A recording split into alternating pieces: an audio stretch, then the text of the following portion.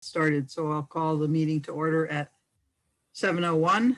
And does anybody have a flag? We can imagine one. Kathy's got one. No, it's not a good idea to imagine one. Kathy's got one. Ah, There we go. Stand and join me for the pledge.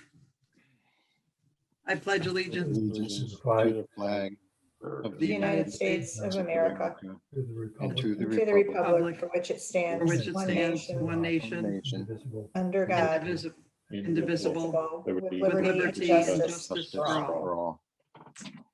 Thank you. I'm glad we're not singing. Me too. Sorry, I'm late, everybody. Not to worry, we're just getting started. Do we have any public input? We have one person on a phone. I don't know if that's one of our members calling in. If it is, we need to know who you are, so we get It's vote. Bob Germanaro. Oh, hi, Bob. Okay, thank you for letting me know. So then I don't see public, so we obviously aren't going to have any public input, and so has to deal with specifically with our projects. So we will just move right into approval of meeting minutes. So, and they were sent out ahead of time, so everybody should have had an opportunity to review those. So I will make a motion that we approve the meeting minutes from our regular meeting of February 23, 2021. Second, I'll second. I got a second from a couple different people. Pick one. So was there anything in the minutes that anybody saw that needed to be updated or corrected? Nope. Everything's good. So all in favor of approving the minutes? Aye. Aye. Aye. Is anybody opposed? Dino, are you saying you're good with it, or you're saying no? Well, I have to abstain. Oh, right, he's got to abstain. Sorry, forgot. I didn't quite hear the abstain part. Thank you for reminding. Because of my great singing voice. And Kathy's got that. I know, but it sounds better than it used to, so that's a good thing. That's true. So then we can move into our old business with our school projects. We want to get a construction progress update and a schedule update. So we're going to start with Ken and or Jim, or yes? Ken and or Jim, yeah. Ken and or Jim. Jump right in there. I'm sorry, what was that? Well, we're doing our construction update. Okay. For the Johnson School, we have been in the gym, and the divider curtain is now working and they're using it. The have been installed. Projection screens are operational. Or there's one screen in the gym and one in the cafeteria. Those are operational. The concrete piers for the chiller sound screen, the sonotubes were installed and concrete was poured. For the canopy, the tile floor was installed. The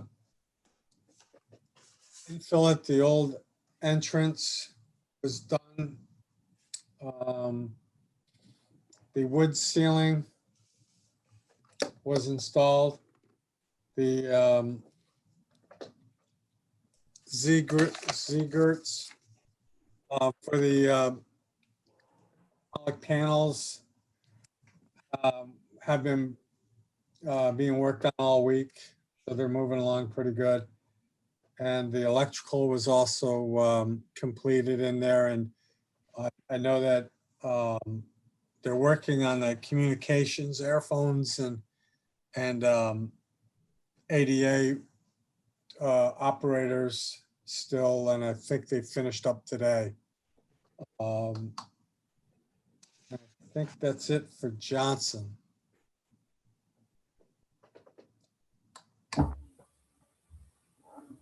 For Rockwell, we've got the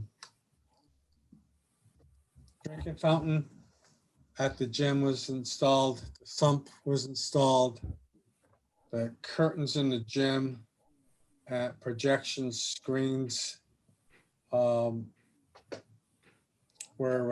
made operational in the cafeteria and gym, and the shades are being worked on today at both school cafeterias, neatening up the wires at Johnson and powering them up and finishing those at the cafeteria at Rockwell.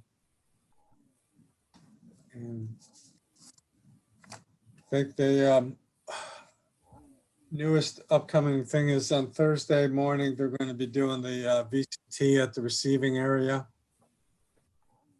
So that work is going to be completed by Saturday. They might have base, they said, but they'll be able to finish that up right away after Saturday. And that's it. Hey, Ken, Yes. could you just go back through Johnson on the vestibule and just an update on that? Sure. So the porcelain tile floor was put in, and then where the old vestibule was, we had that recess, and we're waiting on a decision on the terrazzo floor, but in the meantime, we infilled it so that it'll be usable. The wood ceilings were finished up, and there's phenolic ceilings that right now we're getting the framework for the phenolics, but we learned today that they have a COVID issue at their fabrication plant for the panels. So they're going to be on hold for a couple weeks. Okay, so that's gonna affect the end date then on that? Because I see you're showing it for what, the 17th? It will for the finished look of it, but it's very, it could be used, meantime, Okay, it could be used. Yeah, if I could just jump in on that. So we have been working with ESC on the security aspects, the access control, the card readers and things like that. They think that they're going to be done by the end of this week. And basically it has to integrate with some of the things Ken was talking about, the door operator and, the closer, things like that. And some wiring that still has to be coordinated with Massey. But we think the vestibule will be usable next week sometime. It just won't be pretty because some of those infill phenolic panels won't be there. And we don't Right. really, because of the COVID issue, we won't have a date on that for, if they're not fabricating for a couple of weeks and then they've got to, re-gear up and fabricate our panels and install them, it might be a, 3 or 4 or 5 weeks when it's finished, but we should be able to actually use the space ahead of okay, that. okay. So there's no safety issues though? No, No, totally a finished issue, Good. totally visual. But will it have to get a TCO from Oh, building, yeah, fire marshal, et cetera? definitely. Okay. So does anybody else have any questions for Ken and or Jim? I just have, I know there was an email from Dr. Carver with a whole bunch of questions. And then I just saw that Ken answered most of the questions. So, and Dr. Carver's not on, so she can't respond to that, but it sounded like there were a lot of things that were taken care of from her list. And then answers to some of the things.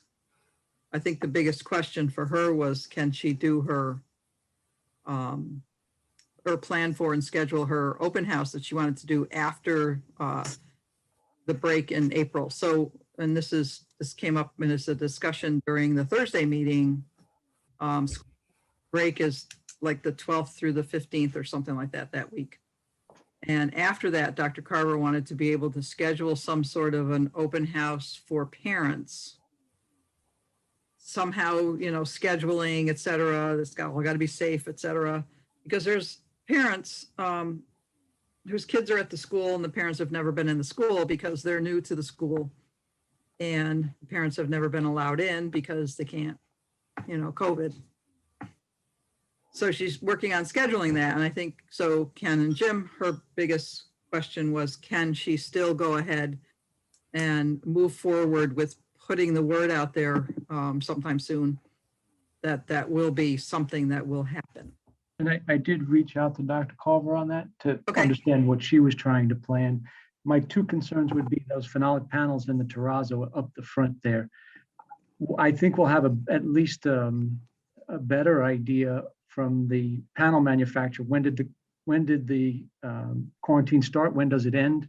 What does that mean ballpark to you as far as fabrication? As Geraldine mentioned, they've got to spin up again. So I think we'll have some better information tomorrow on that. I would like to think that would be the longest lead item we have.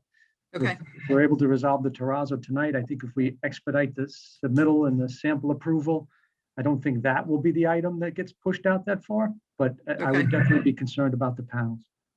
And I would also say about the terrazzo, we can prioritize, for instance, at Johnson, that space right outside the vestibule, and then the floor space in the back vestibule.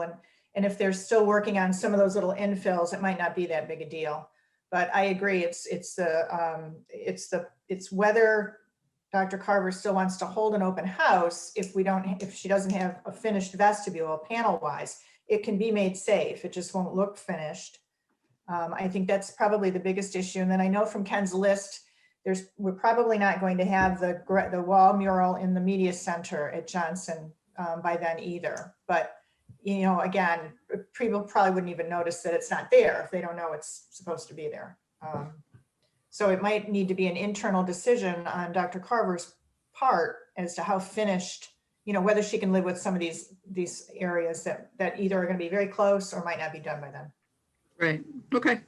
I think we'll kind of hold off on the discussion with terrazzo and stuff until we get to the change orders. Yeah. Because I know you have a lot of information with that. And then thanks, Ken and Jim, for replying to Dr. Carver about all her different questions. Any other so you said that VCT was being put in at Rockwell. I'm sorry, it was Johnson, Oh, okay. the receiving area. Okay, that's because I thought you had switched over to Rockwell when you were saying it. So I thought it was just at Rockwell, but that's in Johnson. That's what we had approved. And that's being done right now. Great. And going back to the whole idea of school break, et cetera, in April, are there still things like large things that you're seeing that you're going to need to do inside either of the schools during that break that you know you can get done during that week? Or are a lot of things still happening sort of after hours, you know, nights and weekends?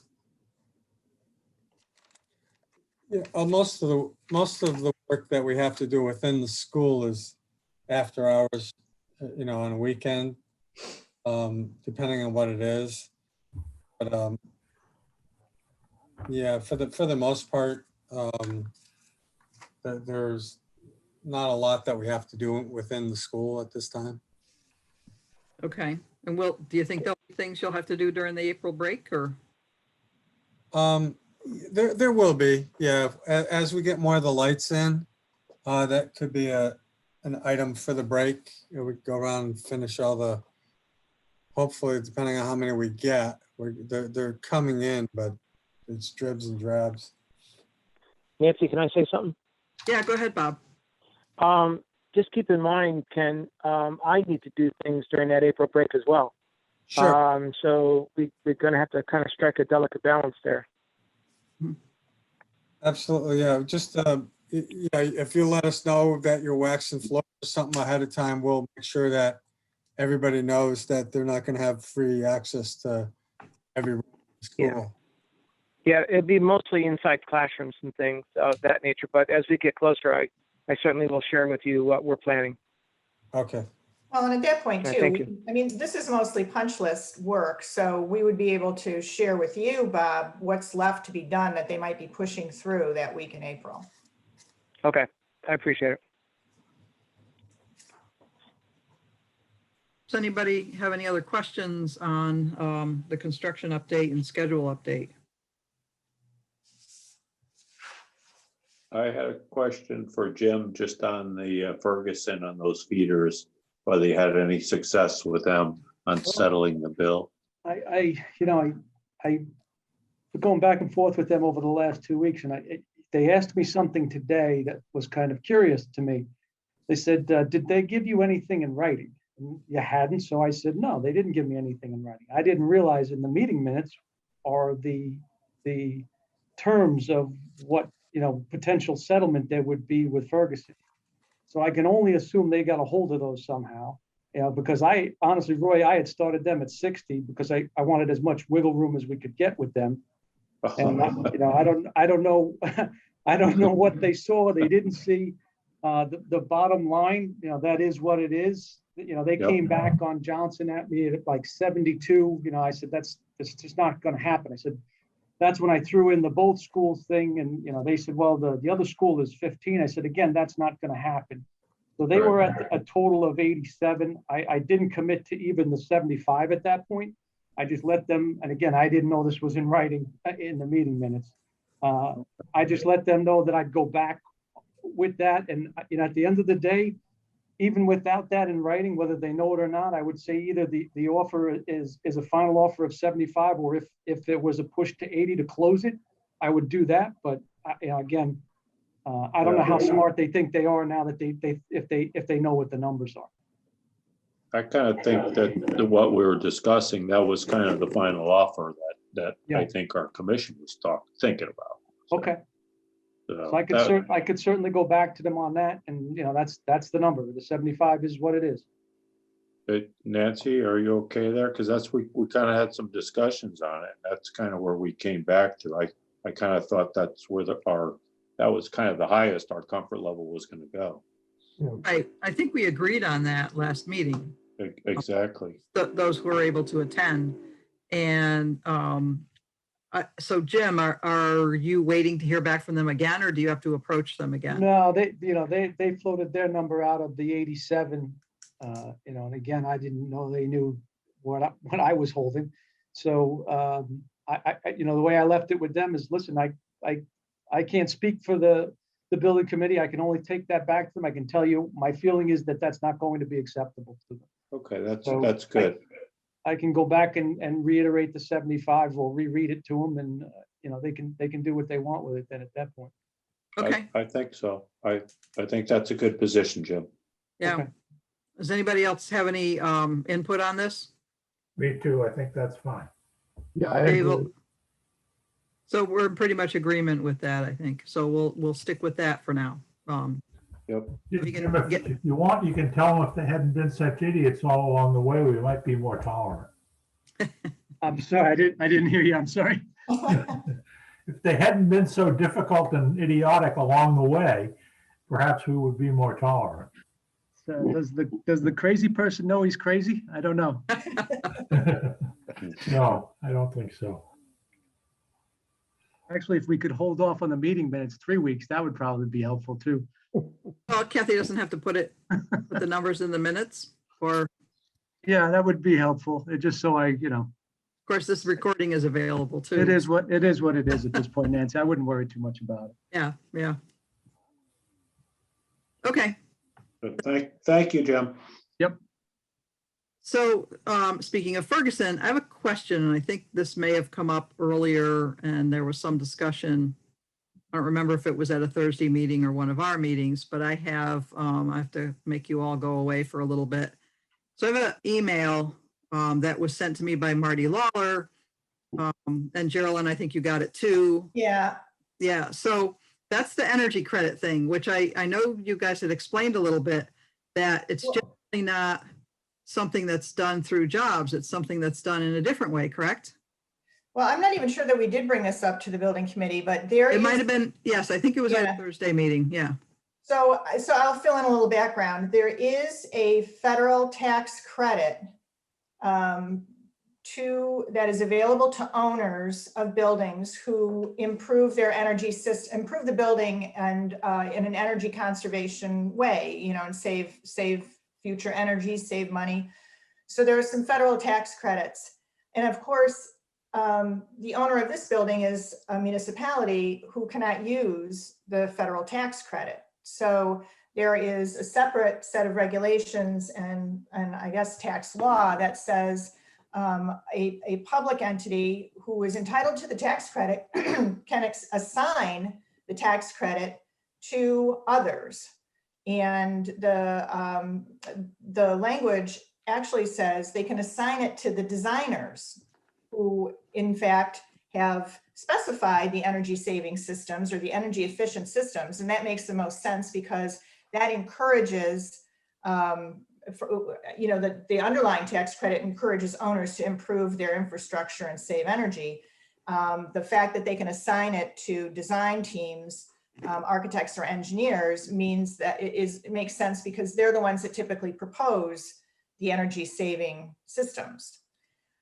So out of the blue, the town received a form. There are a number of forms that have to be completed in order to qualify for the tax credit.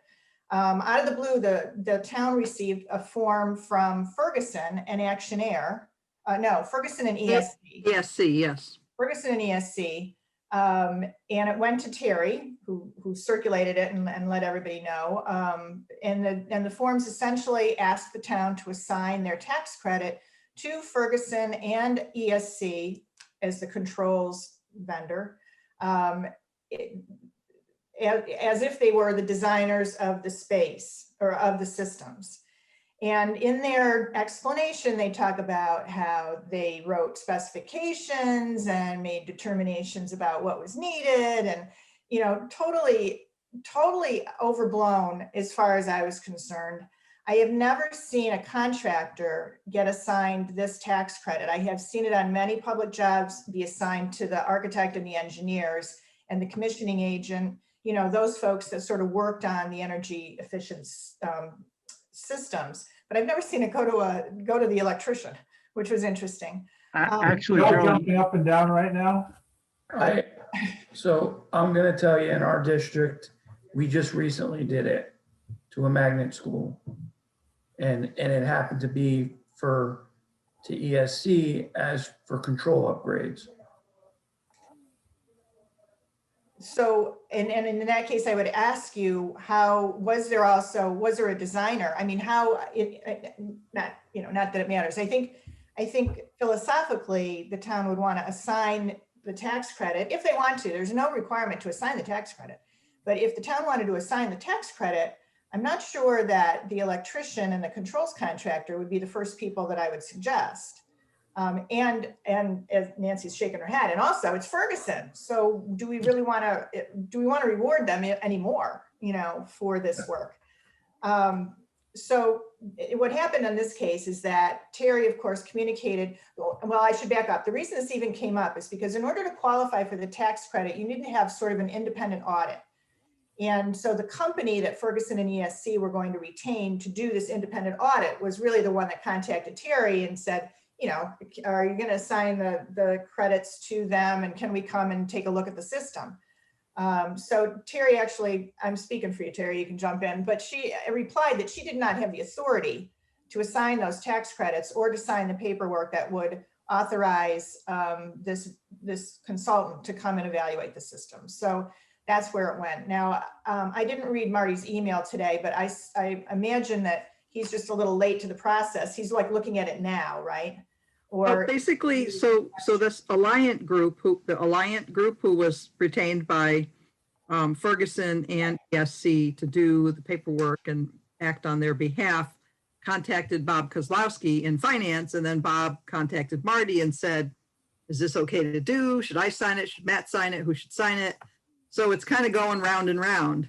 And I bring it up just so everybody knows about it. And I think we'll have to figure out, like, you know, I don't know in the situation with John Pernis School District, that ESC designed the controls that they're getting the credit for. which in this case they didn't. So, what do we do? And we don't have to decide, it's not something we as a Public Site and Building Commission have to decide. I think it might be more like Geraldine, you might have to explain all of what you said. Yeah. So Either- I'm gonna ask Joe a question. That typically for the camera system and the automation system, ESC does all the design. The MEP doesn't do it. Right, Joe? Not They sure submit about their that. design drawings for their automation system. Just like they submit their drawings for the camera system. And that's typically how it goes all the time. Yeah, I'd have to check with DTC to see how they did it. ETC didn't do the control drawings for the HVAC, and they didn't do them for the camera system. No, the ESC, camera system would have been D'Agostino. Yeah, D'Agostino. yeah, but ESC would have submitted their drawings to them on the equipment that they were gonna install. Because everybody's got their own equipment. So I'm just trying to tell you that there is a design element to ESC. ESC, but not for Ferguson, I don't think. Not for Ferguson, but for ESC. Right. So this isn't something we have to decide here, like I said. I think I'm just bringing it up to let you know, and I think it might be like a conversation that, Well, I guess my question is, does it have a value? does it have value to us Now, as the for us- town? Not for the town, no, Yeah, no. no. There's no value to the town, can't utilize it at all. And my understanding is that. No, that's not what I meant. I meant, is there a value if we give those credits to either Ferguson or ESC? Yeah. that Because obviously- they get a tax advantage to it. Right, there's definitely I- an advantage to them. So my understanding is it can range anywhere from 30 cents to like $2 a square foot. And I would guess that in our case, we're probably at the higher end. It has to do with how far below code your energy, Joe, right? It's one of Yeah, those. we were pretty far below. I Right. think Are we you were 50 are you getting, 20% below? Are you 50% below? yeah, So I think we were in the 24 to 28 range. percent Yeah, range. so for both there's definitely a value to any company that the town might assign this tax credit to. It's a credit.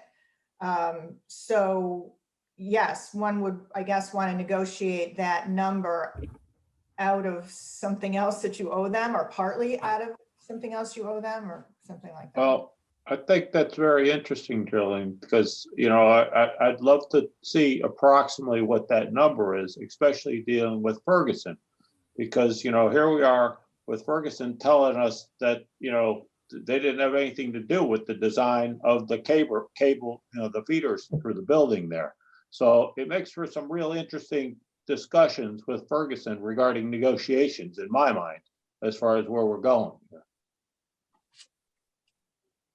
And what you all just said, both John Perna, a little bit Joe Collada, Geraldine, basically that it sounds like ESC might sort of qualify for it. I'm not sure what the paperwork says. And if you sign it saying, yeah, Ferguson should get it too, are you submitting false information for Ferguson, who did not design? They didn't design it. The person that we're working with is a Robert Timmons. Terry, does that ring a bell, the name? From Alliant? No, it was It's a a- different person. Yeah, it's a woman, Lizzie, It's a woman. somebody. Yeah. Yeah, Lizzie something. I'll get back to the, Well, here. I'll do this week. I'll find out if there's a value to it. That would be great, John. Yeah. Yeah. And you can let Geraldine know, and it's Alliant. Yeah. They're out of Houston, Texas. Her name is Lizzie Allen. And she says in her email, we are working with Ferguson and ESC to help qualify their projects for energy efficiency. They are seeking a particular federal tax deduction, blah, blah, blah.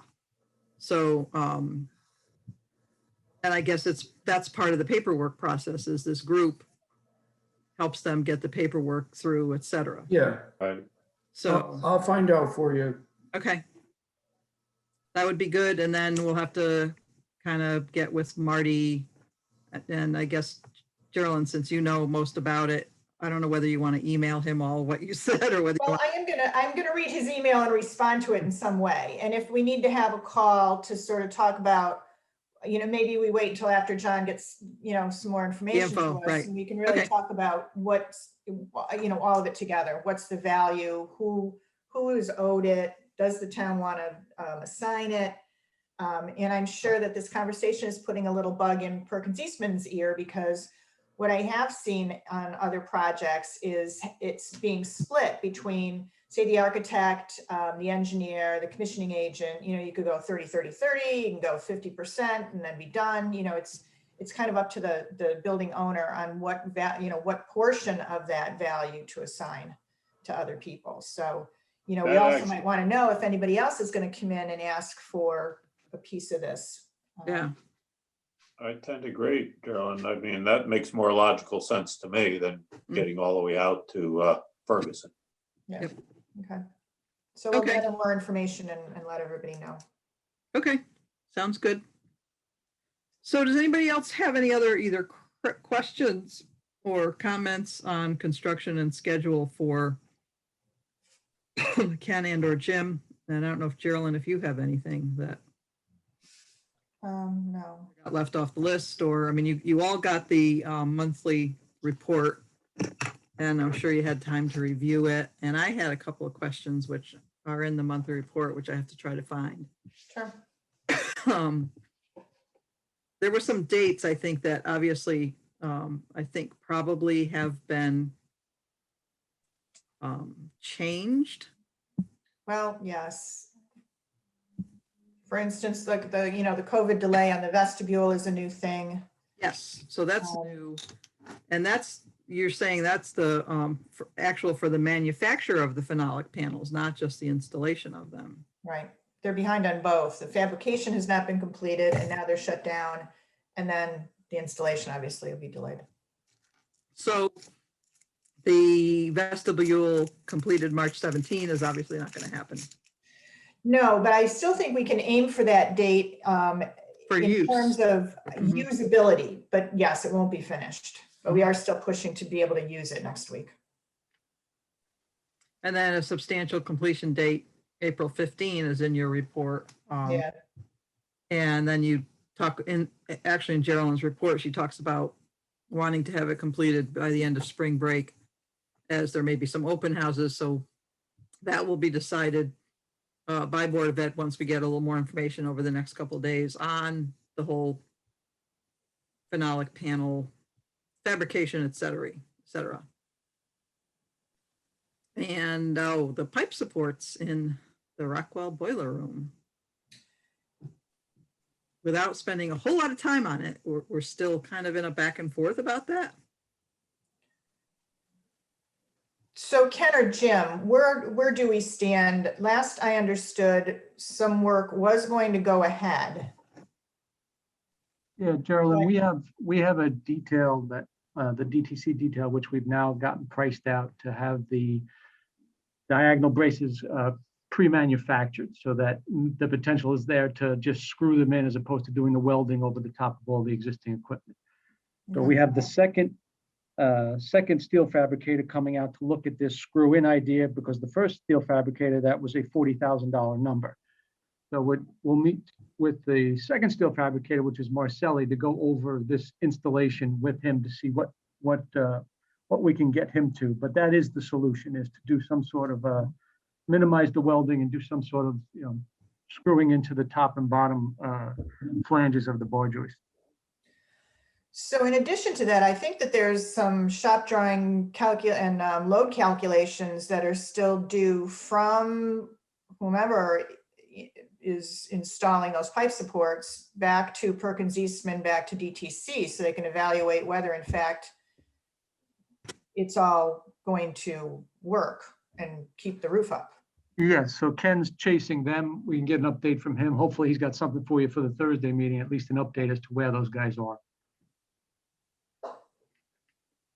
So the the fix that, Jim, you're talking about still needs to have structural okay by DTC? Is that what? kind of- It's actually the DTC detail that was used at the Johnson locations. Okay, So it's the same detail. but does it still need to be calculated and okayed by somebody? So what we should do is submit the calculations from the subs for the actual hangars to prove what is the load they're imparting on those existing joists.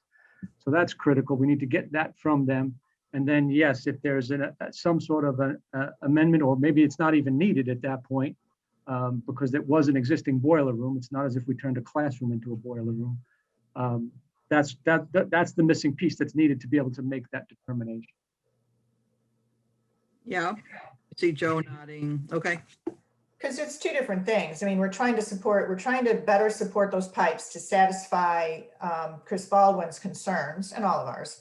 But also there was missing information even from the initial hanging of those pipes off of the trusses. And that's what we're trying to kind of backtrack and get those loads and those calculations. And it will confirm the DTC solution to supporting those pipes. So it's just kind of information has to come together. okay. And Rockwell roof, how's that coming along? They've got the hatch installed. I'm not sure if they had that last meeting, and the ladder, and they've installed the new ladder up onto the cafeteria. They were due back, and they didn't make it today, so I'm trying to find out what's going on with them, because they have some work left up there regarding flashings and walk pads. So hopefully I'll find out tomorrow what their story is. But they're actually making some progress. They did. Hey, Okay. Bob, can I just ask Bob Germano a quick question? Yeah. Bob, how do you think everything's progressing on the roof over there? I'm sorry, I had it on mute. Go ahead. What'd you say? How do you think everything's progressing on the roof over at Rockwell? I haven't been up there. I could go take a detailed look if you want, but I haven't been up there. I have seen people there up there though. Yeah, I I'm tried to sorry, look. that's the best I can give you. No, that's okay. I tried to look at the bocce ball courts today. It was tough to tell. Maybe we'll do a little meeting one day soon. Yeah, sure, not a problem. Thank And, you. They're not still, Young Developers isn't still complaining about not being paid, are they? Because for a while they were like, they contacted the town and said they hadn't gotten paid, and No, we had responded to that, Nancy, that Right. where Young's is now is he's trying to get a claim with his insurance company for the damage that they did to the duct. His insurance company hasn't committed to pay. So at this point, the town can't overpay him, because if his insurance company doesn't pay, it's got to come out of Young's. So he's Plus not the owed, town- he's not owed anything, and that's been made crystal clear to him. and I hope he understands, because if you look at your, when in your applications for payment, when you look at the whole list of subs, he's been paid a huge chunk of money. He's not Right. owed a whole lot of money. And Right. for the amount of work that he has to still do, he can't be complaining. No. Oh, yeah. I mean, I know that was a while ago, but what I'm basically saying is he can't bitch about not being paid when he's still so far behind in work. Remember what I said about the crazy person? They don't know they're crazy. Yes. We can tell them. And then a few other just general things. I had a call from Gerald, and I'll be in touch with you about this. I had mentioned how Eileen Earl from Park and Rec was asking about soccer field. Mhm. She has some questions, comments, et cetera, but I'll be in touch with you, and if needed, Ken. Just, I think she was wanting to look at the design of the field and have some other input. And she was also asking about the field office. So there's stuff in the garage of the field office, which I think is not Rizzo's. I think it belongs to schools. And I don't know if Terry There's knows some that. boxes. Yeah, there's There's leftover. a lot of stuff. stuff. I'm gonna just speak up when, there's a lot of stuff there Okay. in there yesterday. Yeah. And is it job stuff or is it It looks Is like a that- bunch of like leftover, you know, wires? And so she said it was wires and other stuff. yeah, and then there's a room that has some like furniture or something in it, like school furniture and books. Right. She was asking more about the Sallyport because of the garage. Right. I think Park and Rec is going to need to start using it for storage. Mhm. So whoever has stuff in there, you're going to need to see about getting out of there right quick. And then the other question I had real quick was just the signs. There's 2 signs. Do they want their signs? The Rizzo signs? Mm-hmm. Rizzo, do you want your signs? Sure, we'll take it. Okay. We'll take it out of there. All right. So if there's stuff in there that's job stuff, that's not specifically like attic stock that Bob needs to store, then if it's job stuff, Ken and Jim, you need to get either, if it's subs or whatever, you need to get them to get the stuff out of there. Yeah, we'll arrange to get a truck and remove anything out of there that we need to save or. And more so the Sallyport, the garage, than other parts. But I think, if you can, if subs have stuff that they need to store or they need to still install, then it needs to be kept somewhere else. Okay. All right, Nancy, good. can you hear me? Yeah, yep. In reference to some of that attic stock, I was even thinking about using some of the space at the OPD for storage because I literally don't have any place to schools. So I'm not sure what Eileen's plans are or the actual town's plans, but I was going to approach the powers to be and see if we can have a piece of that area just to store until we figure out what we're doing with most of this stuff. But the books and all that other stuff in the Sallyport, I'll take a spin down there and see if a lot of that stuff probably can get tossed. Okay. Kathy? Just so you know that the town, as of right now, we're planning on shutting off all heat, water, everything to that building at the end of the month. So, Right. No, I understand. I understand. yeah, But if So- it gives me a little bit of reaction time during the spring and summer to find homes for all this equipment and parts and stuff, I'm going to need that. Well, I know that Eileen said that I think she had some kind of discussion with Matt Knickerbocker. So you might need to, like, you might get together with Matt, and then Matt and you and Eileen might need to say, okay, I need this room, you can have that room. Sure. And just kind of, figure that out. So. Sure. Okay. Very good. Right. Sounds good. I think that's all I have with questions and comments and such. Anybody else have any other questions or such on specific construction stuff for Ken, Jim, or even Geraldine? Yeah, I sent an email out. I was late to the meeting. Sorry again. I drove by Johnson today, or I drove by all the schools. Where the generator and chiller pads are, they put the concrete in the ground to put the fence up. And I noticed it slopes away from the pads and everything. Is that going to be leveled off? Is that going to be grass? What's going to happen between the fence and the concrete pad that the chiller and the generator sit on? Just grass. It's sloped a little bit away from the piers. Okay. Is it going to be, so my concern is because the pads are short or small, that somebody might step off of that and get hurt, working on it, doing PMs. It's just, I don't know how much of a gap there's going to be, or a distance between the grass and the concrete, the level. I'll check, but I thought it was 6 inches, something like that. It wasn't much. Yeah, that's still pretty, okay. That's still pretty substantial. Thank you. Hey, Nancy. Yep. I kind of have a question for the group. At Johnson School, and I talked to Bob Gemnero about this a couple of months back, the area where the parents line up to pick up their kids, which would be the middle school parking, that south parking lot, the middle school, that whole tree line, it's really full of brush, overgrown trees, and it looks like looks hell. Do you think we should maybe get a price from somebody like Fairfield County Landscaping just to clear that area out along that whole parking area? It's probably, I don't know, maybe 80 feet.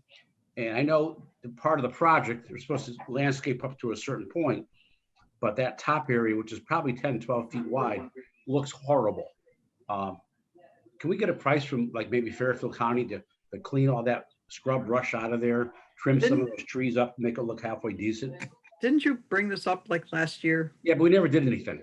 Yeah. Right, No, well, but hey, Nancy, Yeah. when John and I talked just recently, a few months back there, it was the beginning of the winter, and I was going to do that with Fairfield County as soon as they start getting back into the swing of things. But if you want, I can follow up with that. Yeah, just get a price and see how much. Does that come out of the project, or should that be something that's, I mean, is that all scrubby because of the project, or is it all scrubby because it's been all scrubby for 5 years? It's scrubby for 20 years. Yeah, it's bits and pieces, you know. We could get a price, we could look at it. I don't know as it should come out of the project budget. But we can look at it. I'm gonna get community service from the ROTC program. That'd be great. Yeah. I'm not kidding, actually. My daughter's in it. I don't know if you want them with a chainsaw cutting branches off trees. So There would be adult supervision. It's just like the Christmas tree pickup. The But kids listen, don't throw the wood chip, the trees into the wood chip. we spent a lot of money on this project that wasn't really part of the project for other things too. So if you want to get splitting hairs, you can do that too. We can look at it, get a price and look at it. Because yeah, you do want it to look nice. It's been scrubby since before the project started, so. So Bob, you're gonna get in touch with them and have them put something together. Yes, ma'am. Thank you. Am I muted? Can you hear No, me? you're good. Yeah, I can hear you. So. Oh, okay, yeah. Yeah, thanks. All right. Anything else? Construction wise? Otherwise, we'll move on to technology because FF&E is kind of done. It is. So on technology, I talked a little bit about there is still security work ongoing at the vestibule. We're hoping to wrap that up by the end of this week. There are other doors that are still incomplete in terms of hardware framing or wiring to those doors. So ESC isn't able to complete all of the access control throughout the building as soon as they can. They'll test it, they'll program it, and they'll turn it over. But we're still waiting for some work on the construction side. On AV work, turns out that the visual display monitor order was short by 2 monitors. So that's why I think Christine talked about it last week. There was not a monitor yet mounted on the platform at Johnson. That's one of the ones that's missing. I'm not even sure where the other one is, but there are 2 now on order. As soon as they come in, they'll be installed. And also the reason that there still is AV work to be completed at Rockwell is because they are just finishing up at Johnson and they only have 1 lift and they can't go back and forth between the 2 buildings. So they're finishing at Johnson now that I think Ken reported earlier, the power to the projectors, projector screens has been resolved. And so now ESC can complete the AV commissioning, the commissioning of the AV equipment in the Johnson gym. And as soon as they're done, probably tomorrow, they'll move over to Rockwell and finish that work. And then we have a change order to look at tonight that is related to speaker install at Rockwell. But we're pretty close on both AV and security at this point. Okay, any questions on any of that?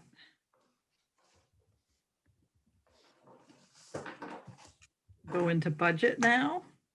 Budget, yes. Favorite topic. Screen. Let's see.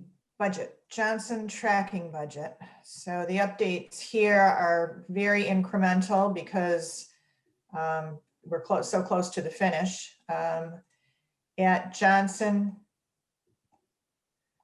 we have invoiced and paid out about 89% of the total project budget. and 93% of the construction costs to date, and still have about 1,668,000 some change in contingency at Johnson. So this is, progressing as it has been the last couple of months to completion, on track. Yeah, Rockwell.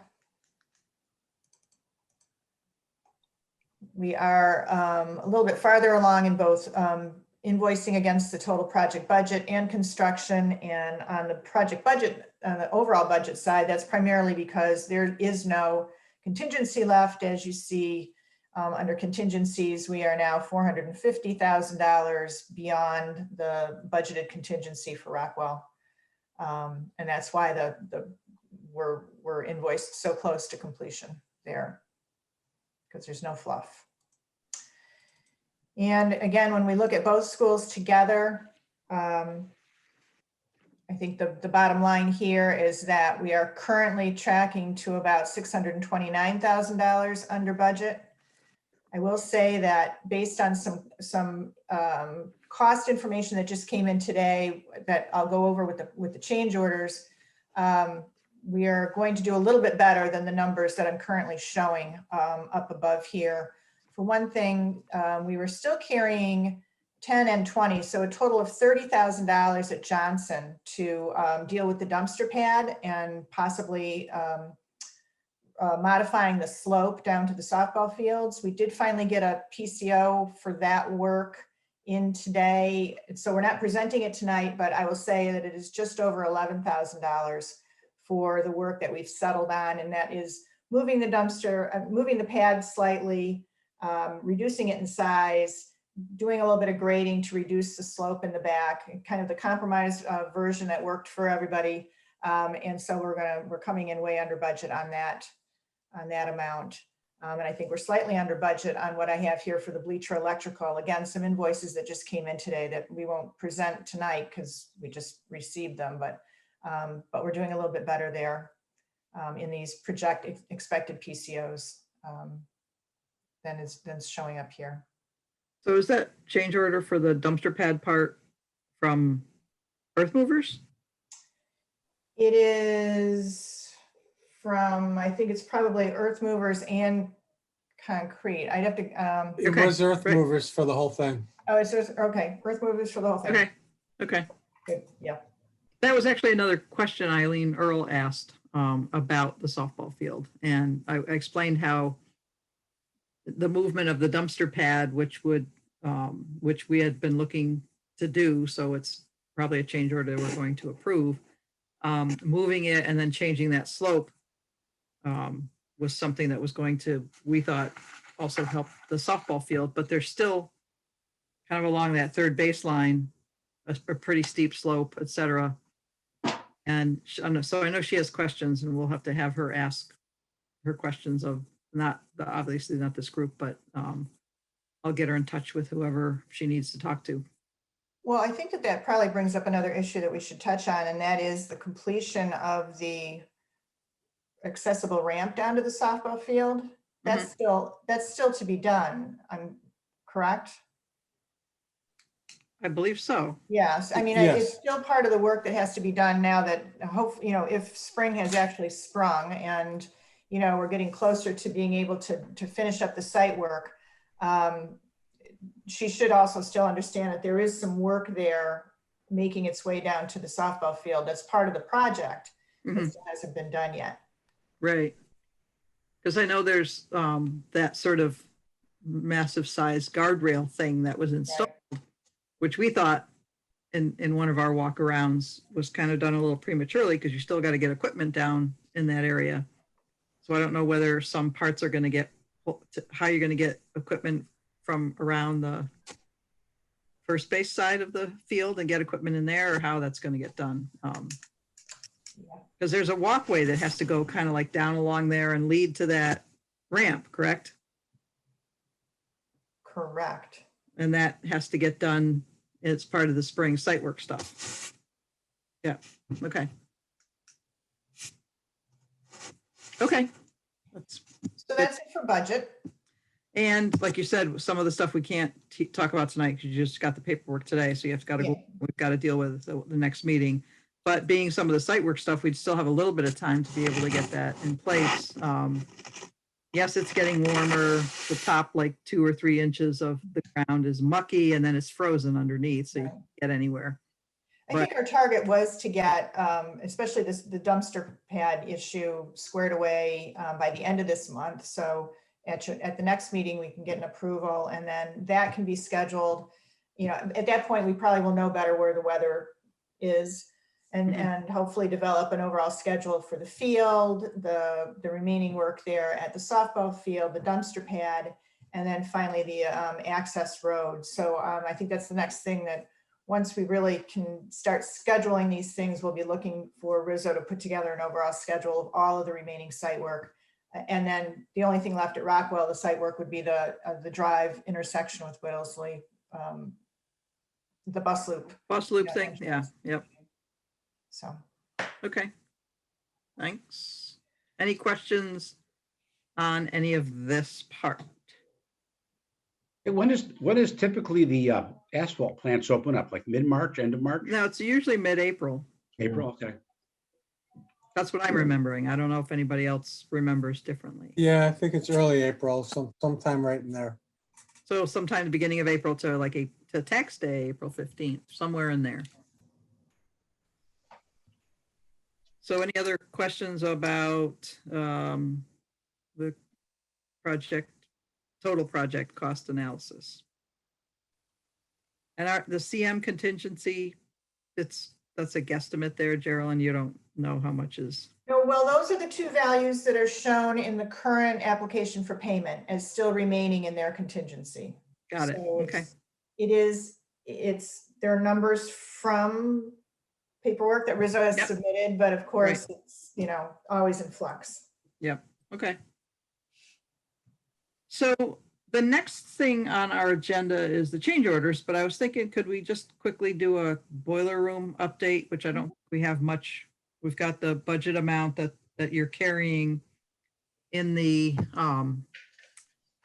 that cost analysis, both school cost analysis. And I know, John, you weren't here last time, but I have the that signed document that Weston and Sampson required.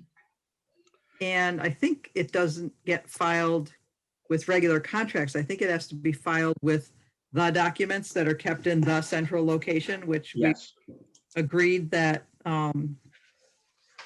Bob's going to be kind of holding all that stuff.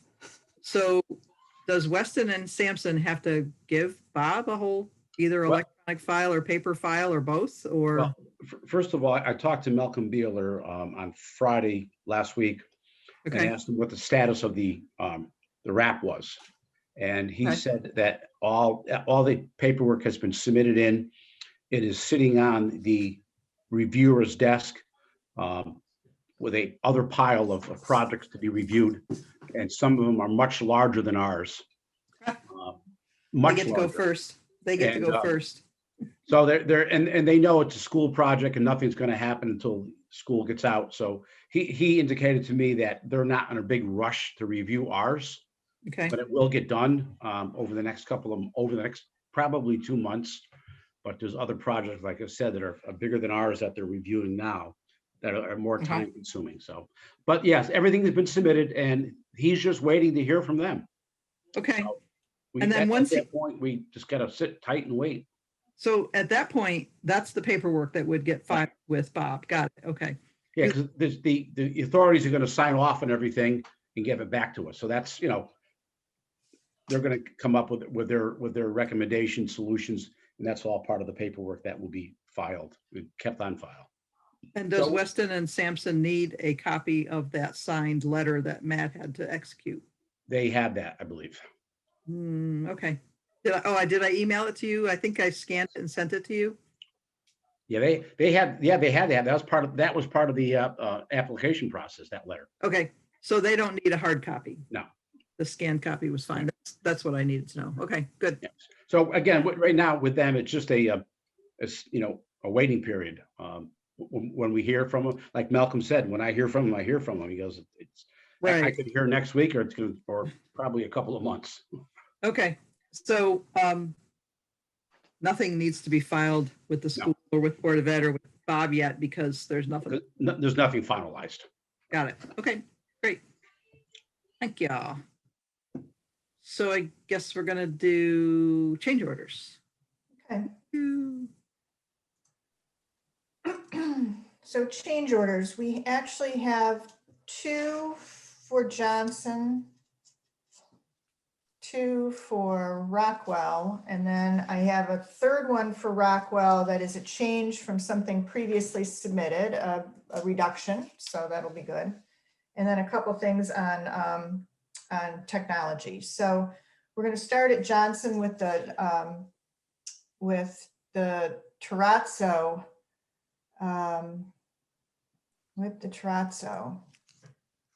Cost. This change order is actually slightly higher than the one that I circulated to everyone last Friday because we added the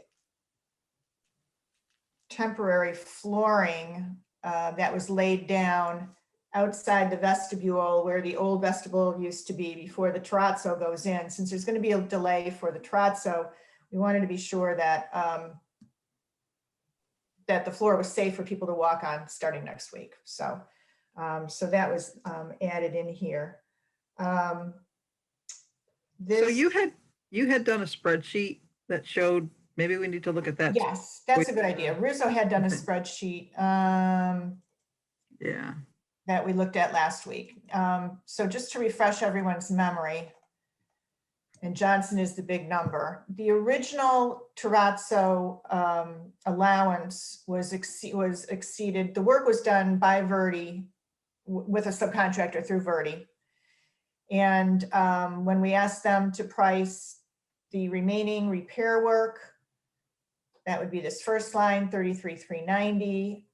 Add in the front entrance area that we found at at Johnson, I'm sorry, that had not previously been identified, was another 20,781.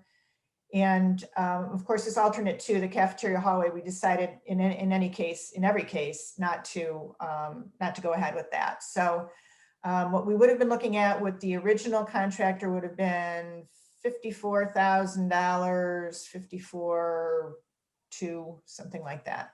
Mhm. At Johnson. They were able to get Rizzo was able to get a second number, which ended up being higher, actually. Obviously, we're looking at $66,000, and then went to Midtown Terrazzo, who I think was recommended both by Perkins Eastman and this might have been the one that John Perna suggested, I'm not sure. But their comparison cost was much lower. So like $32,000, $33,000. Now onto these numbers, this is just the terrazzo. Onto these numbers, you'll see at the,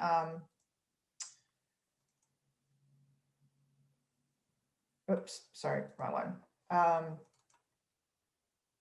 There are additional costs that have to do with supervision, flooring, floor removal, the dumpster, and the CM markup, which is how we get to the total of 41,895 from those earlier estimates that just included this terrazzo repair number.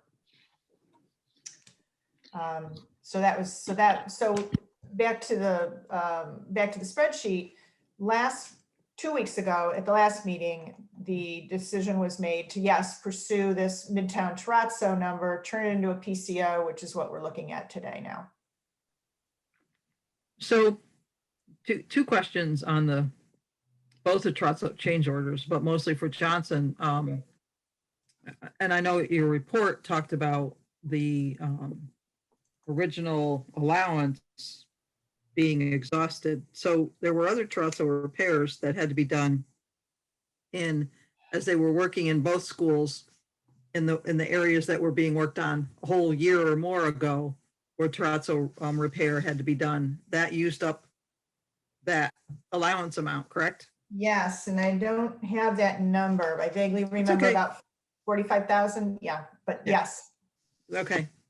So, and then with this company, they've been given, I know you attached some drawings and such. Yep. And I think you talked about this, or you asked the question on Thursday, that have they been out to really look at this to make sure their number's going to hold? Because we don't want to get hit with another number. Correct. And so I don't know, Ken or Jim, if like you've had discussions with them about, I you know, did, and he said that he's going to come out here. I think he was probably looking more to find out if it was going to be worth his while to come out here. You know, if he wasn't even in the ballpark. So I don't necessarily have to tell him that, you know, he was awarded.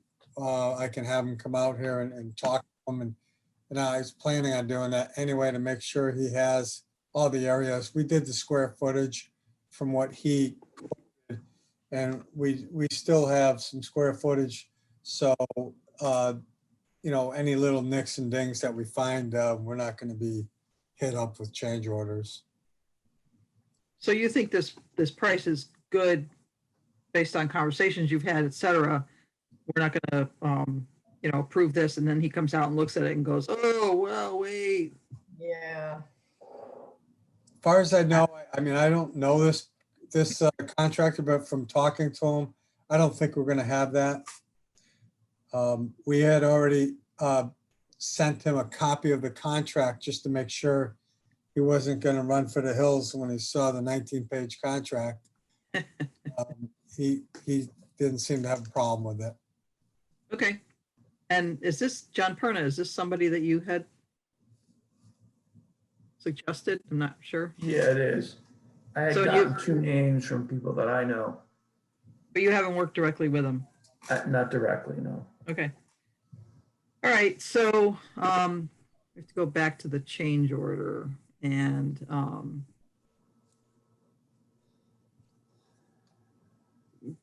we've already discussed it, but I'll make the motion and we can discuss it further if needed.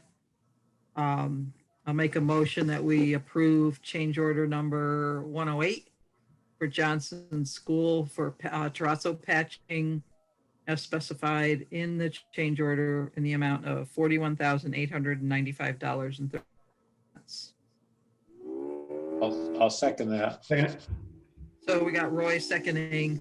Is there any more, any other questions, concerns, et cetera, on this? Yeah, I just have one quick question. The part that's Sure. not being done in the hallway outside the cafeteria, is that just staying the same as it is right now? I'm sorry, at Johnson? I believe, Yes. but is there, are we looking at other sort of transitions? That's why we were looking at it, because of that. Right. That seems to be not working, trip hazard, parts of it are falling off, et cetera. Is there something else being looked at there to be done? Well, my understanding was that the transition strip was replaced. And I think that it was both, and that both Bob and Christine thought that it was fine at this point. And that's why we did not go ahead with replacing, taking that tile out and putting it in. Right. Okay. Okay, that's fine. I just had to ask the question. Thank you. Yep. Any other questions on this? Are we ready to vote? All in favor? Aye. Aye. Aye. Aye. Anybody, is there anybody that's opposed? Done. All right, and the other, let's see, 118. Oh, here we go. The other change order, the other new change order.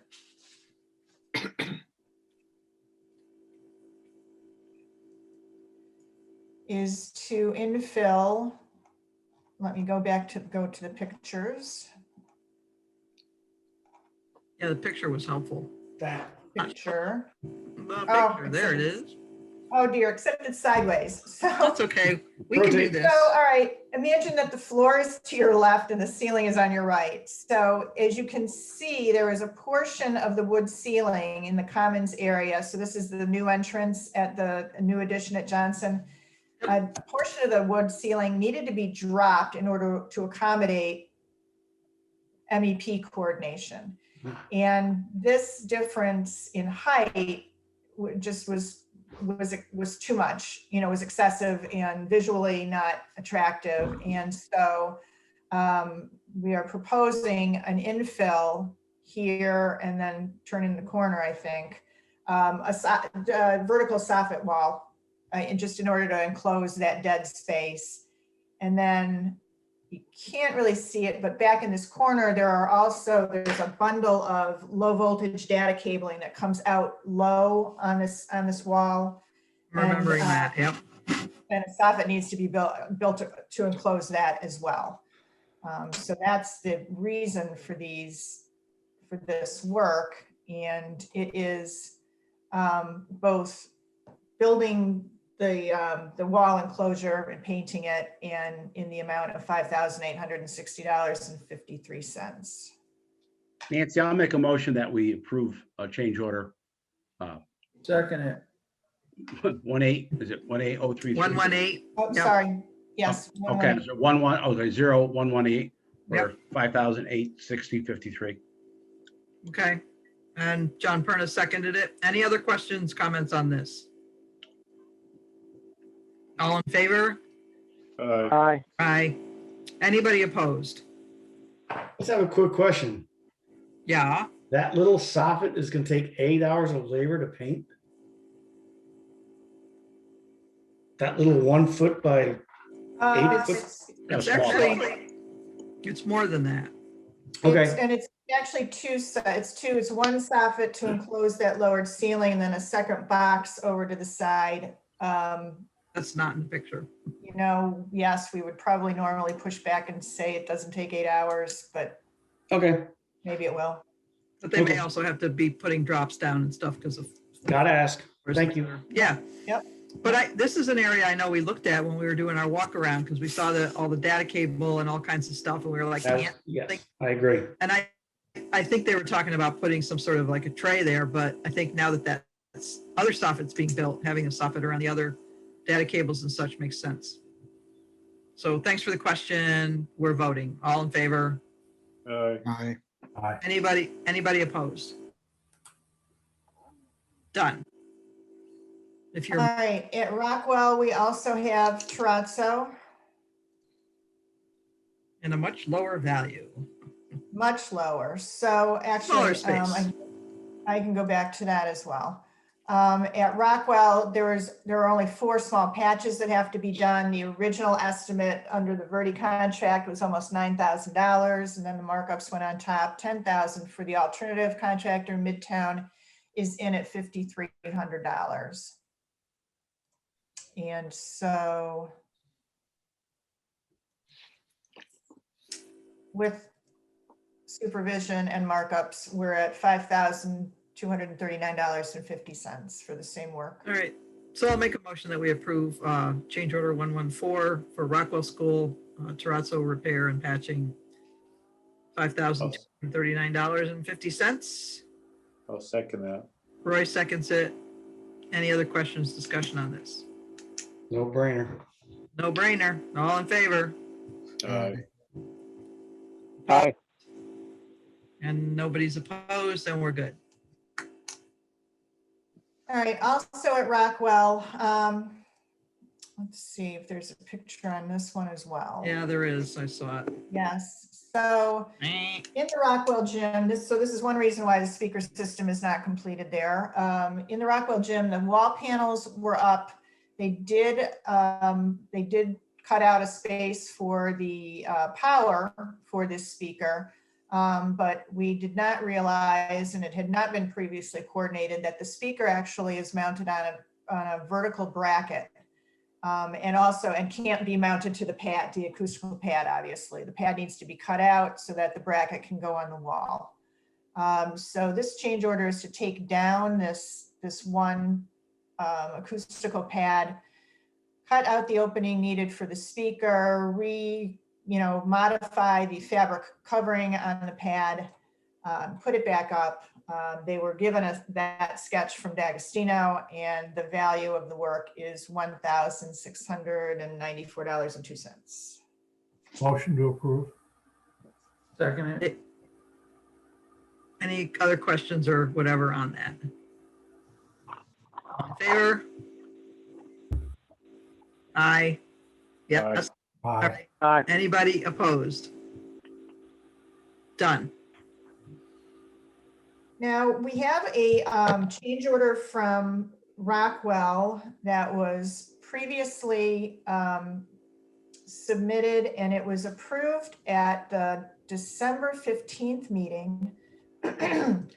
This is for the work that was proposed at the 2 gang bathrooms upstairs to replace the slab, replace the deck, replace the slab, all that, reinstall everything. Huge project. You had previously approved this change order in the amount of $53,732.74. But in fact, I think it was the steel deck work. Now remind Yeah, me. what's the steel contractor? So the steel contractor, so their, I don't have the old one up here, but their price to replace that deck came in significantly lower than was originally proposed, resulting in this new amount of $46,505.33. So it is essentially a $7,200 reduction in that change order amount that we'd like you to approve. Good. Yeah. Take Yeah. that one. So I'll make that motion to approve. What number is it? Can't It see. is 105 revised. Make the motion to approve revised change order number 105 Second. at Rockwell in the amount of $46,505.33. That was Dave Horvath, I think, that seconded it. Yes, ma'am. And any other questions or whatever about this? I think we're fine with it. Yes, Favor? credits are always good. Yes, credits are good. All in favor? Hey, Aye. Nobody's opposed. So now, was this change order package that you already had executed, or is it? Okay, It So was, no, it's in the current, what will be change order 8 that we'll be putting together now because we have a whole package of them. So no, this has not gone through the whole, good. MAT approval and then invoiced. So we're Okay. good. Great. Easy to make this change. Yep.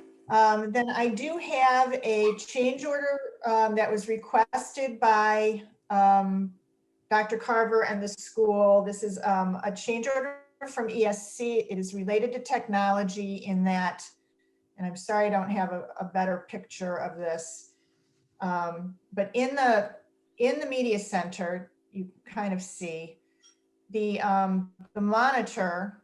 One of the visual display monitors is mounted on this wall with a speaker right next to it, but the other speaker is way over here. He showed me that when we were on the walkthrough. Yes. So Yeah. we asked ESC to put together a price to move the speaker from way over here to closer to the monitor. As you know, on the drawings, everything is kind of diagrammatic, and the monitor, I think the monitor ended up farther to the left than, maybe the diagram on the floor plan showed. But the subcontractors just put up it's Ferguson again, just kind of put up the boxes where they think they should go. But in order to make this wall more usable, the school asked us if we could have this speaker moved over, and ESC will do the work for $350.71. Okay, so I'll make a motion that we approve this change order from ESC for $350.71. Doesn't have a number, doesn't change the GMP. It is their change order number 3. Change order number 3, okay. I'll second it. Yep, John seconds Do it. the patching. Any other questions about, Who's gonna do the patching? that's a good question, John. So if they're moving it, there's a hole in the wall to be patched? I think that they are not, I think that they're just blank plating that, Okay. that box. Okay, They're not actually moving the thing off the wall. got it. Okay. So the box stays where it is. Yes, so right here, 2 gang white nylon blank plate, so they're just covering. 33. Perfect. All right, sounds good. So all in favor? Aye. Aye. Aye. Aye. Opposed? And no one's opposed? We're good with that, and that comes out of the FF&E budget, doesn't go over to the Yes, side, so, okay. and so will this. I have one request to add to the agenda. And obviously this could happen in 2 weeks if you don't want to deal with it, but when Bulletin 3 was issued back in November, oh, I'm sorry, back in like the summer before, you know, this, not November. There were 2 wall phones added in the Johnson kitchen here, this one in the kitchen servery area and one in the cafeteria. The outlets went in, the boxes went in, the outlets are there, the wiring is there, but we never picked up the fact that we needed 2 additional phones. And so I just got an informal price from Connecticut Communications for the 2 phones. They're each $180 plus 2 hours of labor to install and program, $600 for those 2 added phones. If you might be inclined to approve that based on this documentation tonight, we can get that moving, or I can get it formalized. Thank you. So Dave made the motion to approve. Is it $600 total, or is it? Total, $600 total. Okay, so yeah, 360 for the phones, 240. All right, so we got a motion approved from Dave Olson. Anybody? I'll second it. Gil seconds. I don't think we need more discussion. I think it's pretty straightforward, and I think we can go ahead with it. So all in favor? Aye. Aye. Opposed? Done. And again, that comes out of FF&E, right? Technology. That's right. They're both of those are technology add-ons that'll come out of that part of the budget. Okay. That should do it for PCOs. Ooh. I guess the more crazy ones will come later. Or, I don't know. Yes. Aren't there a few hanging out there that we still, not just the Ferguson, but aren't there a few that we need to? There are still some, yes, there are still PCOs out there. The PCO log is attached and distributed, and for instance, at Johnson, in addition to the feeders, there are a number of PCOs that we're still negotiating having to do with phenolic panels and framing for panels. I will say this, so PCO 114, having to do with the flooring at the, where we dug up the sanitary and repaired it, actually came in, we talked about it a couple weeks ago. You had approved $2,800 for the concrete, but we asked them to go back and reduce their $7,300 projected cost and use attic stock for the tile, and they did. And I think that, we're not presenting it tonight, but that also came in closer to $5,000, including the concrete that was approved. So that one will come in next time. What else do we have here? We've got some. The washer dryers. The washer and dryer, we're still working on that one to bring it down. Crazy amount. And yeah, And so that we those already are talked. the ones that's sitting out there. Okay. And similar at Rockwell, there are fewer PCOs still to be reviewed. Some plumbing issues that we've recently sent back for review. Soffits at the cafeteria sent back for review. And again, a big one for the washer dryer system here. I will say that we are still working on the keypad for the intrusion for the alarm system, as was suggested a couple weeks ago. looking at wireless, a wireless keypad for that. D'Agostino was able to identify some equipment that would work, and Bob is taking that over to United Alarm to get a price from them to provide. So Carolyn? we're working through that. Carolyn, Yes. did Yeah. you get that proposal? I sent it over to you. Oh, you did? Yeah, I scanned it and sent it over. I don't. I'll check. I'll check back my emails. I don't remember seeing. Yeah, it. not a problem. I can resend it tomorrow morning. Okay. All right. We'll Alrighty. talk about that and get that. So then, invoices? Yeah, because I don't have anything on professional services. The additional service requests, I don't have any update unless anyone else does. So I think we'll do invoices. All right, we have invoices from IES, one from ESC and some from STV. Okay, IES. We also have Rizzo application for payment, yes. Oh, the Rizzo, yeah, we should do that one first. So are the Rizzo ones signed and checked and notarized and all that? I do have the signed notarized copies. Okay. I don't have all of the contractor's finals that for attaching. I will have those probably in a day or so. There's still a few coming in. So if you don't have them, make the amount change, like, or once you get them? No. It's just that they had to do their final copy and send it in. And some mail it and some, email it. So it's just a matter of, there's just one or two that I have to get together before I bring it over. So does that change our being able to approve this? It's just a notarized copy that it's in the mail. Okay, so their notarized copies aren't in your hands yet, is basically what. That's all it is, yes. They're actually their notarized hard copies. Got it. Okay. Correct. So is it okay to go ahead with this then, there, Carolyn? I think it is. I mean, we're paying Rizzo. The backup from the subcontractors is primarily to support the number that they're asking us for. We have reviewed, we've reviewed the totals electronically. We've, both myself and Perkins Eastman have made comment back to Rizzo on an initial, obviously, pencil rec that came through earlier in the week.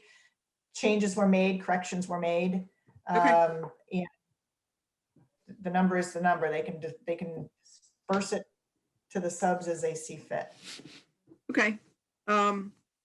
So then we're looking here at Johnson, and so I will make a motion that we approve the Rizzo application for payment number 24 in the amount of $204,572.67. I'll second that. Okay, Roy seconds it. Anybody have any questions on it? All in favor? Aye. Aye. Aye. Anybody opposed? Done. And then for Rockwell, make a motion that we approve the Rizzo application for payment number 24 in the amount of $52,410.69. Okay. So we got a second from Dave Olson. Any questions, comments, etc.? All in favor? Aye. Aye. Opposed? We're good to go with those. So then Ken, I guess you're going to need to let me somehow know when those are ready to be dropped off, because I have to sign them so we can give them to finance to do their thing. Yes, I'll I'll text you as soon as the one or two come in, hopefully tomorrow. Okay, I'd kind of bug them about getting them so you can get them in a timely fashion. All right, so the next ones. Start with ESC. Yes. ESC. So this is for AV work at Rockwell. It is a Hang on very just a small second. partial payment. Yep. So it's 1,000, and that's the one that's the one Yep. I scanned and sent to you. All right. Yes. I need to be organized to mark these as we approve them, so I can then sign them and give them to Kathy. So I'll make a motion that we approve the invoice from ESC number 1186920 in the amount of $1,000. I'll second. Was that John Menti? Gil, who was it? It was me. Gil? Gil. Okay, that was Gil, Kathy. Any questions? All in favor? Aye. Aye. Opposed? Done. Thank you. And then wherever, IES or STV, whichever you want to jump into. IES. Johnson. Oh, okay, hang on. I had them in numerical order, so I'll make a motion that we approve invoice number 15530 from IES for Johnson School for commissioning services in the amount of $599.25. I'll second that. Gil seconds. All in favor? Aye. Aye. Aye. Opposed? Done. And then the other Johnson. And yeah, this is for their additional Yep. services. So I make a motion that we approve the invoice from IES, invoice number 15531 for extra commissioning services in the amount of $686.70. I'll move. So Gil, Dave, a bunch of people second it. Any questions? All in favor? Aye. Aye. Opposed? Done. And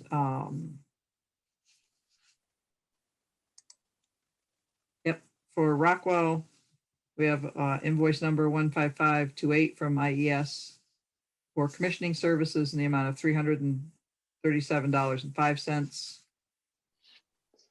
Oh. Gil seconds. All in favor? Aye. Aye. Aye. Aye. Aye. Done. One more from IES.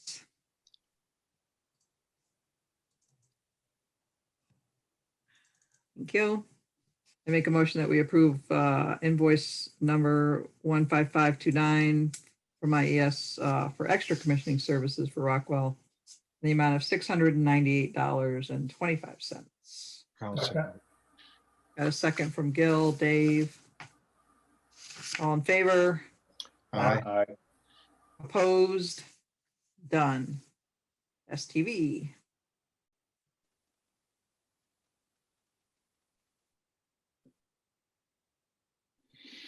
Johnson.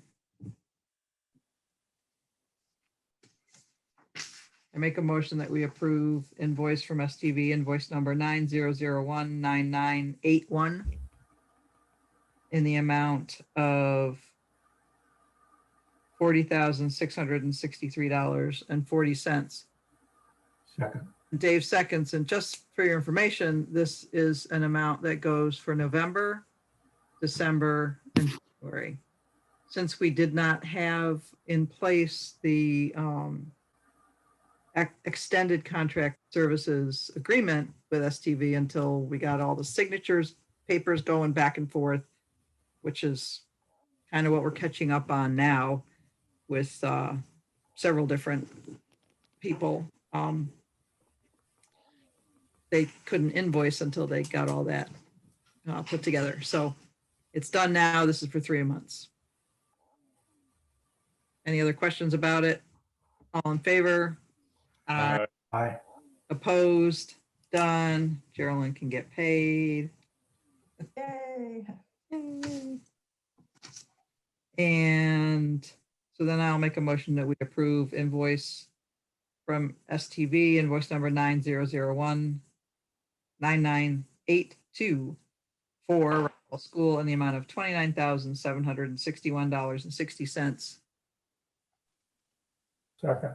I'll second. Seconds in the same situation for November, December, January. All in favor? Aye. Aye. Aye. Opposed? Done. Okie dokie, those should be all the invoices, correct? The one That's all. ESC is being held because they're still doing some stuff and you're waiting for some stuff and all like that, right? That's correct. Yep. Okay. So, anything else? Anybody have anything else? Does anybody have burning questions that need answering or? I do have a question. Okay, John, go ahead. Has Eversource been back for their inspections for our incentive?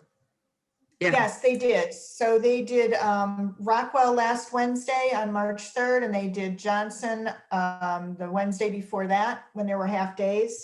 So they have completed their inspections. We've provided them with the as-built. Rizzo had dug up a bunch of other documentation that they wanted on things like windows and equipment. So I believe that Eversource has everything they need. Okay, I good. can follow up, make sure that documentation is forthcoming. Excellent. Good. And then I'll also just say, and I think I brought this up, I talked about it at the Thursday meeting, the job site meeting. The solar project is ready to jump right in and get going. Yet they say that they're going to start with the field house. And I know they're going to coordinate with Bob Germanaro because, it's his thing. They keep having meetings and dragging me in and trying to drag Geraldine in. And we have not been assigned, the Public Site and Building Commission have not been assigned that task of overseeing the solar project. That's like the Energy Commission, whatever commission. So I've done a couple of the meetings. They're looking for information, which I think they already have. Some of the as-built and stuff, which I think Bob's working on getting them. And I kind of found, Gerald and I might ask you some questions on some old minutes that I found where, structural stuff the roof structure wasn't changed. So the roof structures were checked a year and a half ago and deemed sufficient. So they should be fine. And I don't know where they'll obviously have to wait for both weather and do some coordinating with Bob and schools. They can't just show up and start putting stuff on the roof. So it should not involve us. I will only say this. I don't want us to get involved, but you have to be very, very careful of our roof warranties. Yes, and that's something that's been brought up. Whoever has the roof warranty is gotta give you the submittals on whatever you're gonna put on that roof. Mhm. So you don't void that warranty. Right. I think solar is great, but there's a lot of hit and run companies out there. No, I agree, John. John, I agree 100%. And Yeah, I'm they running just into want to that sell right you now. the panels and you'll find those things up on the roof and you'll find yourself with no warranty on your new roof. Yeah.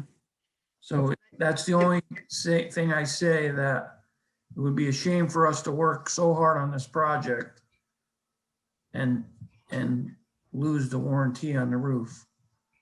And so I think that meaning, I think it's the Energy Conservation Commission, Bill Creddy's commission there. Need them and getting those getting the warranty information and making sure that they're adhere to it.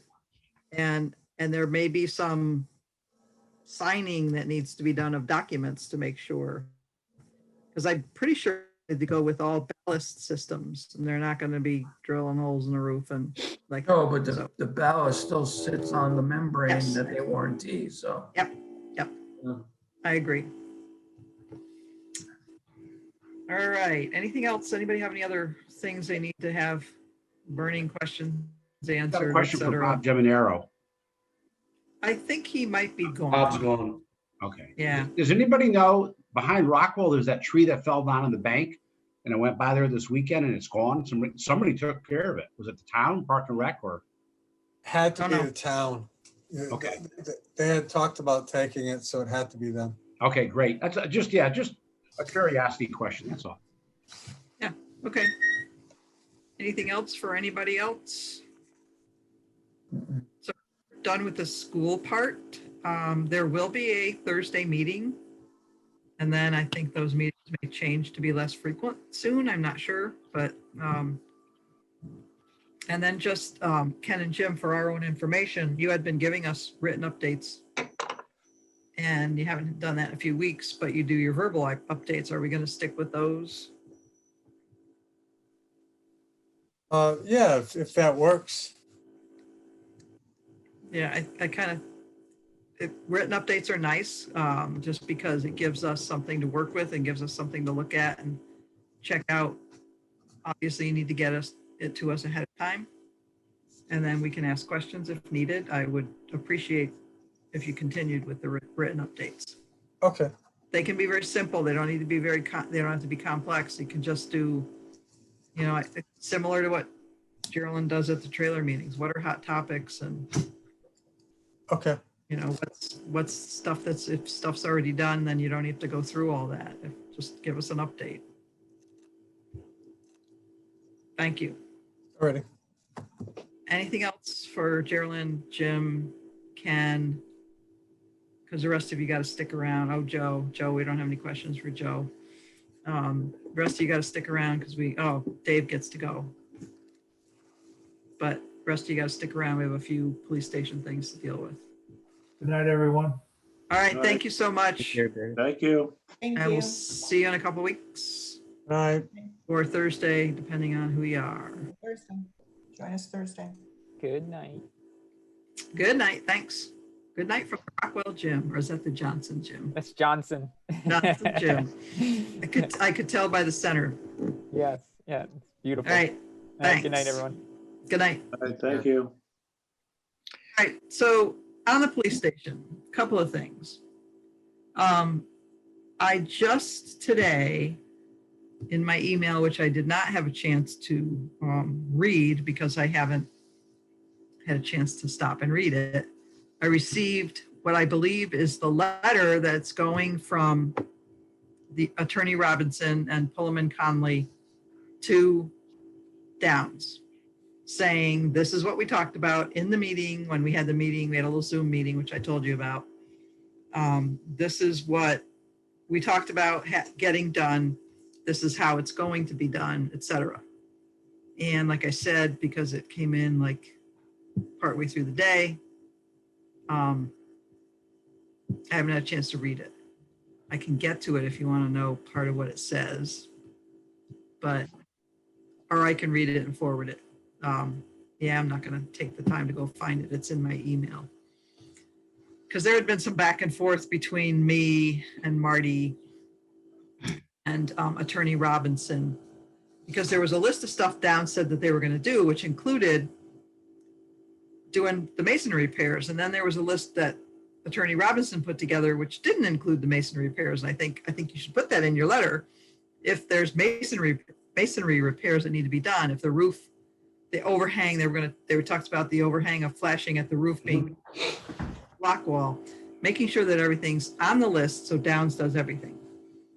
And then I had pointed out, which I think I pointed out to all of you, that the budget that Ryan Patrick sent me shows that the roofing detail, the elastomeric coating, and one other thing, and I think it might be some flashing, is all coming out of their contingency. And which I think is fine, although there's this ongoing discussion between people who don't quite understand, meaning like Matt and Marty, that they're saying at no cost to the town, which if they're staying within their GMP and using their contingency, that's no additional cost to the town.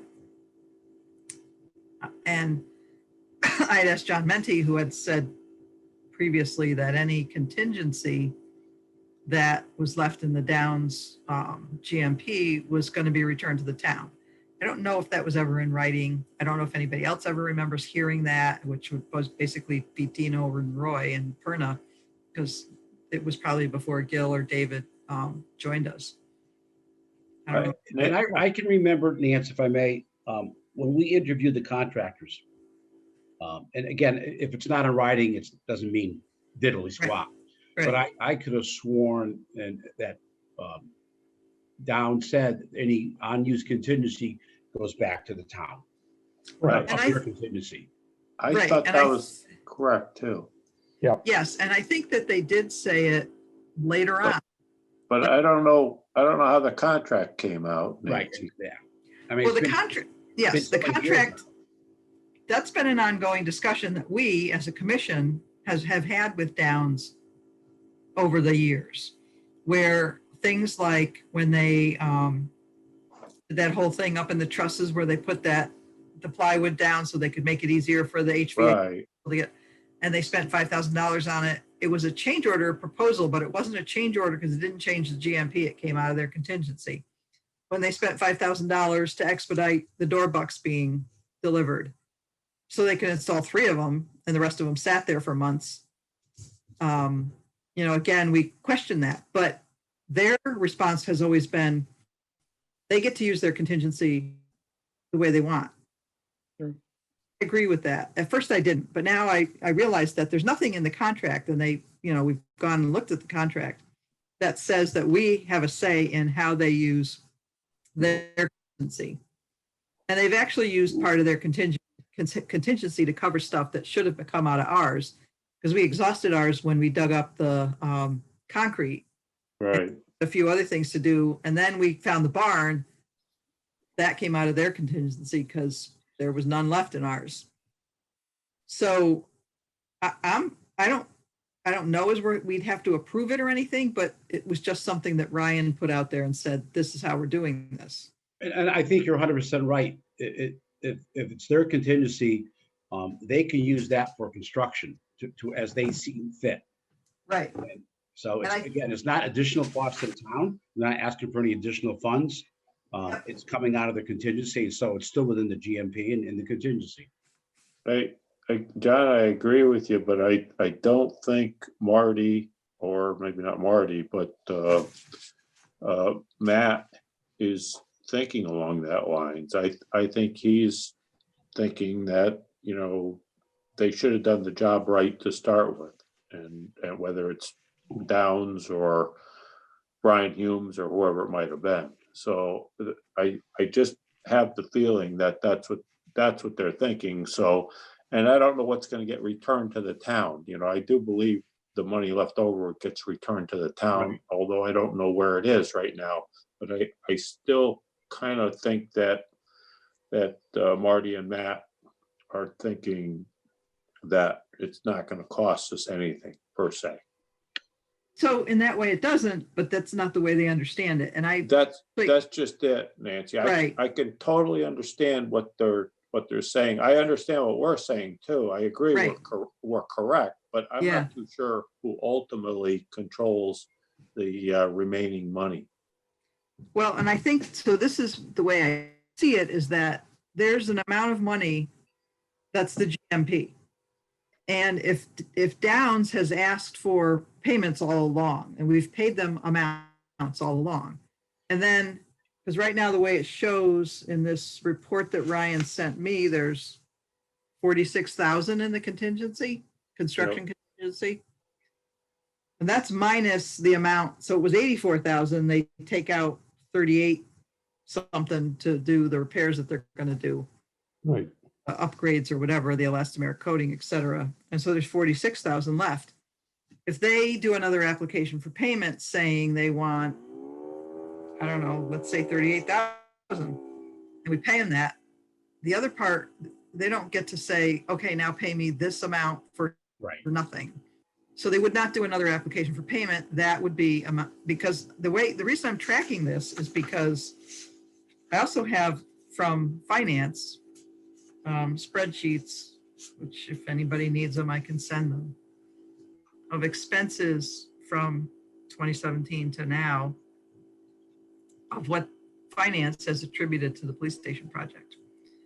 So it includes the budget reports Ryan used to give us were kind of there were the two sides, the hard costs and the soft costs, the GMP, and then, you know, design and FF&E and all that, which go in the soft costs, which I kind of explained at a Board of Selectmen meeting years ago, and actually in person took a piece of paper and drew a line down the middle, and I did soft costs, hard costs, and I said, we have control over these. The GMP is the GMP once it's signed.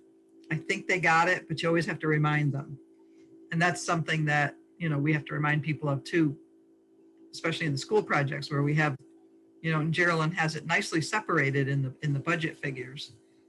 Is the town finance department numbers correspond with Ryan's numbers?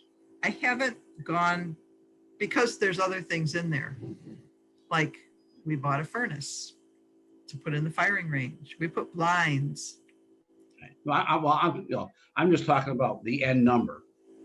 The end number, I'm not sure yet. I still have to look through it because I've been kind of going through and looking at it. The end number's close, but again, we still owe Brian Humes $10,000, and we still owe Downs. We will owe Downs.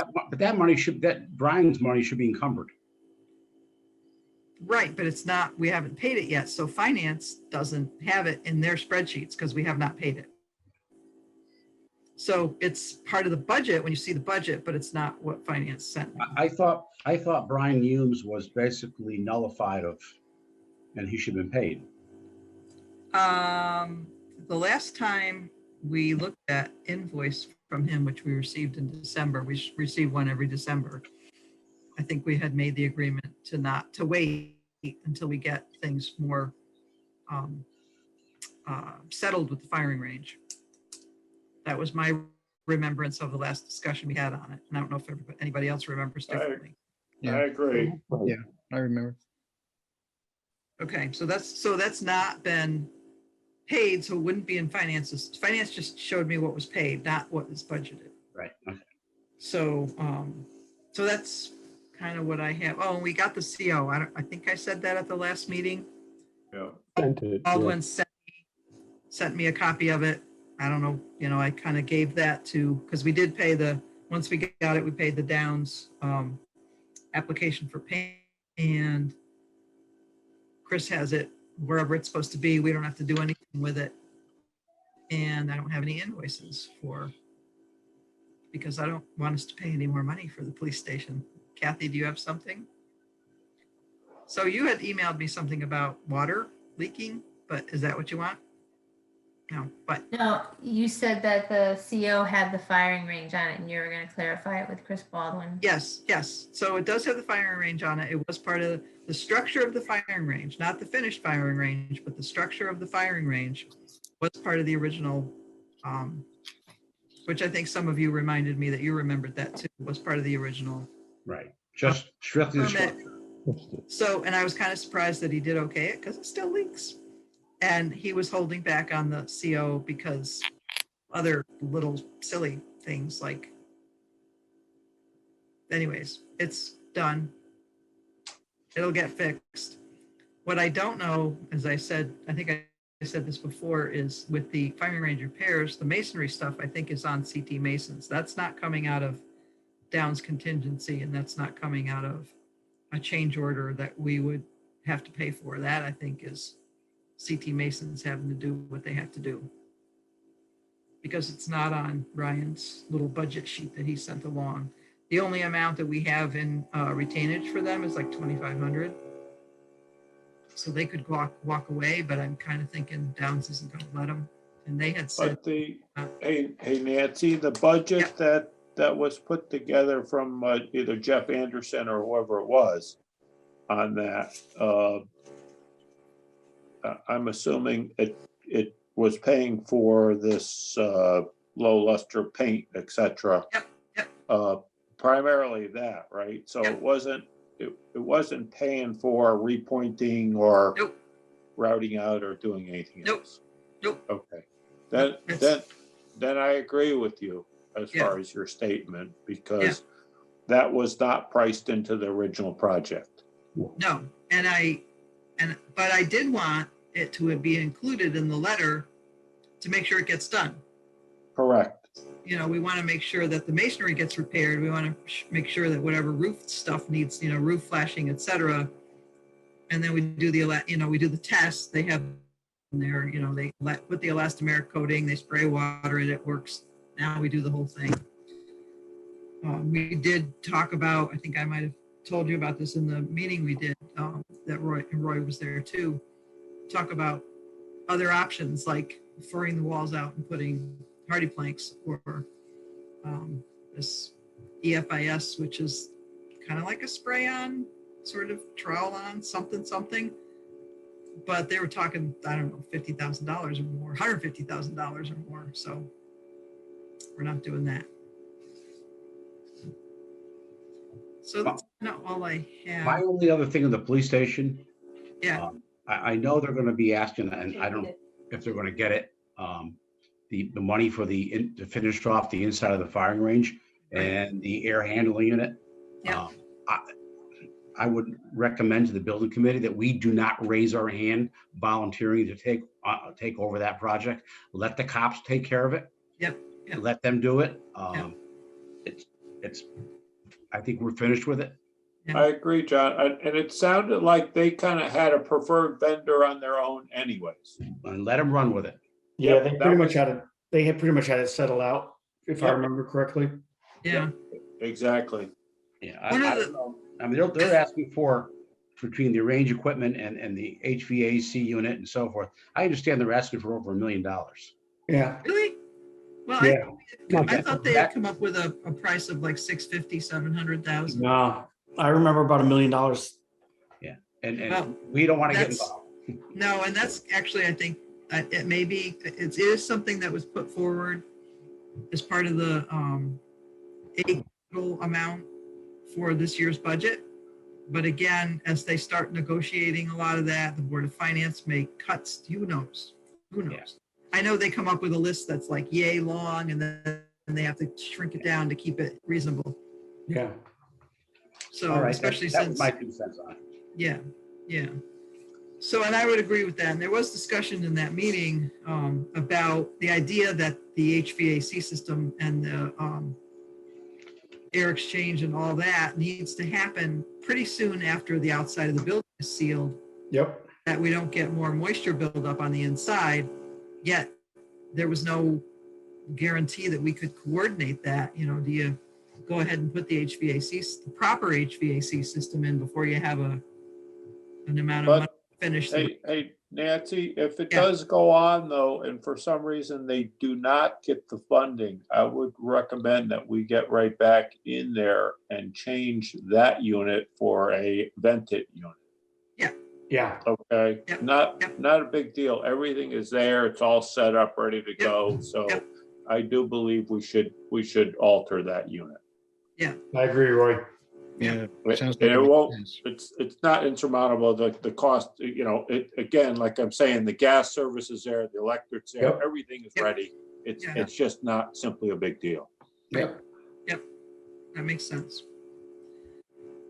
Okay, that's kind of, 1, 2, 3, 4. Everybody's here except, well, everybody's here. 1, 2, 3, 4, 5, 6, 7.